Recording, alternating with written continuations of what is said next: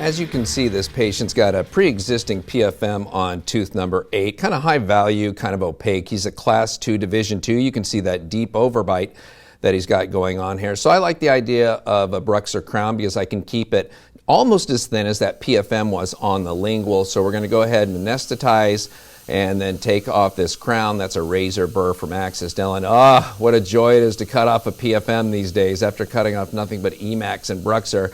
I feel like I'm on vacation when I'm taking off a PFM now. I literally will put my feet up and have a drink with an umbrella in the other hand as I take off the PFM because it's that relaxing. Because look at this, you just rotate with the crown remover back and forth and it just falls off. You know, if that was a BruxZir crown, I would have had to cut it 2 or 3 more times to get it off of there. You can see that it's been endodontically treated, and that looks like the tip of a gold post that we might be looking at in the incisal edge. What kind of gold, I'm not sure.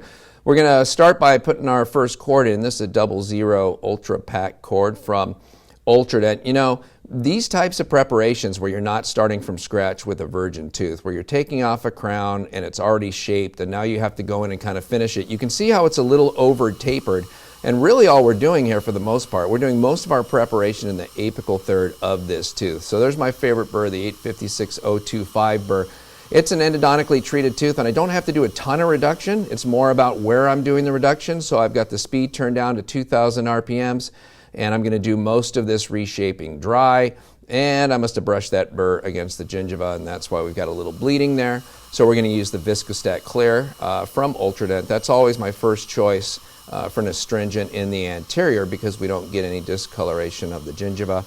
If that doesn't work, then we have to continue to move on and go to the ferric sulfate, which works even better, but it will cause some discoloration on the gingiva. I've exposed a little bit of gold there, so I'm just going to cover this up. This is little Vertice Flow from Kerr. This is a self-etching composite resin, so I put it on the tooth and just agitate it with a brush for about 15 seconds.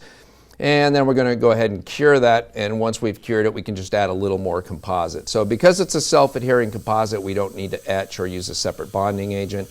Here I'm smoothing off the prep with an 856025 burr. So that's the exact same shape as that other coarse burr I was using. It's just much smoother, so it gets rid of all the little chips out of the margin. The top cord that goes into place is a 2E cord, Ultrapak cord from Ultradent. The E stands for epinephrine. And in the case of a tooth like this where I have abraded the gingiva a little bit and the gingiva is already a little irritated, it feels good knowing that I've got some epinephrine in there because I got a better chance of getting a nice impression. And this patient was able to tolerate the epinephrine in the local anesthetic injection, so I think he's going to be just fine with it being in the cord. Again, I've exposed a little part of the buildup there of the gold post or core that's in place. That's going to be okay. Nothing's going to show through BruxZir. There's an Anatomic Comprecaps that he had a little difficult time biting down on because of the way his bite is. And you can see when that top cord comes out, we just got a big old sulcus. It'd be hard to miss that impression, frankly. I mean, you've just basically got a moat around the castle, and now we're just filling it up with the polyvinyl material. And, you know, that's what I love about the 2-cord technique, as much as I'm always, you know, looking to help dentists find a way. By the way, look at that. I don't know if you saw that lower anterior tooth with the wear on it from the PFM. But I'm always trying to find a better way for dentists so we don't have to pack 2 cords. And, you know, I'm stumbling upon one now that looks like it might work, but you just don't get the same kind of consistent results that you do with that 2-cord technique. And that's one of the reasons I feel compelled to stick with it. So it's been about 6 days, and we're going to go ahead and take off the temporary now and clean things up and try on the restorations and see if, in fact, we like how they look.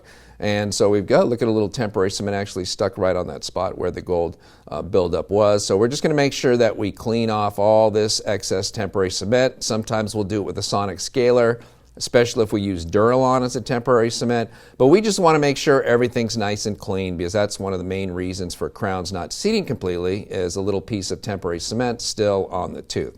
So we tried in both the restorations and the patient liked how they look, so we're jumping right ahead to the cementation and the bonding. So that's the Preppies pumice from Whip Mix. I love this because it's disposable. It just gets used once and tossed away.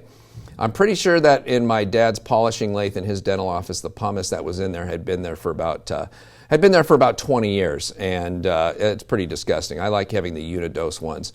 we noticed that sharp angle on that central incisor where the arrow was pointing, where that old composite is. So I'm just rounding that off a little bit because it looks on the model like I can't really see that sharp angle is there. So we're just doing a little recontouring there, and now drying it off with the A-dec warm tooth dryer. This is the one hose that we have on our unit that has never had any oil in it or had a handpiece been run by it, and so it works really well. And now we're putting this into place, so we're going to cement this crown with the Ceramer cement, Ceramer C and B from Doxa.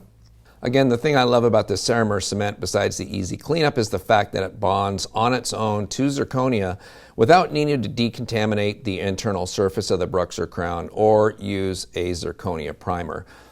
So a couple nice things about the Ceramer where we don't have to worry about it. And it'll typically clean up in just one piece. So as you see, I kind of teasing off with the Explorer as my assistant picks it up, and that's how it cleans up. And it's mainly because it's the only permanent cement that I've ever used that goes through a doughy stage like that, which makes it simple to clean up and very easy to clean up interproximally as well. So we don't get chunks stuck there like we used to with our resin modified glass ionomers. So we've isolated the two adjacent teeth with a couple Mylar strips, and now we're going to go ahead and etch. I can get the etch right up to the gingiva. In fact, I can even touch the gingiva because this is a no prep veneer.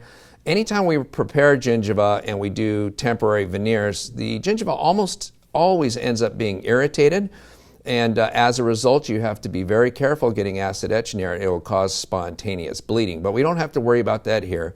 And since we don't have any dentin exposed, we're just going right to a bonding agent without any need for a primer here from the Scotchbond system. And so we're painting that on all the surfaces of the tooth, and it's okay to get a little on the gingiva or in the sulcus. That's all going to be cleaned up later, so we will air thin that and go ahead and cure it. The thickness of this is not going to affect the seating of this veneer. So even if it was a traditional prep veneer or a minimally prep veneer, we would do it the same way. You can see I've got a little bounce back there on the gingiva because I want to make sure that I get this nice and tight. And so because of that bounce back, on no prep veneers, we will often kind of see that bounce back. So you at times have to hold it in place as you cure it to make sure that it doesn't move at all. And it's one of the things that you want to watch out for. In fact, when we do larger no prep cases, the way these veneers kind of float around as you're trying to seat them into place is definitely something to keep an eye on. It's not the same as seating crowns or even regular prep veneers where they just go in one way and they slide down into place and that's where they stop. There's really no margin here for the restoration to contact as it goes down into place, and as a result they can move around and will often slide too far gingival, so it's something to kind of be aware of. In the case of one like this, it's a little bit easier, but you could see if I had wanted to that I probably could have overseated this and had it slide up too far.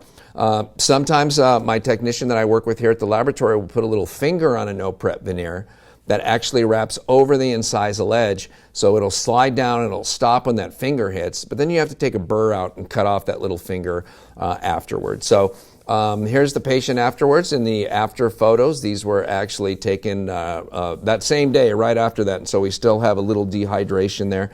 But looking pretty good considering that those are solid zirconia crowns. They don't look as good as natural teeth, but they're starting to look better and better because of the increased translucency in that material. And so now I'm feeling more confident that I'm placing a crown on a single anterior tooth, that I can place a BruxZir veneer on the tooth next to it so that the two teeth match, because as long as 8 and 9 match, we have a chance of having a nice smile.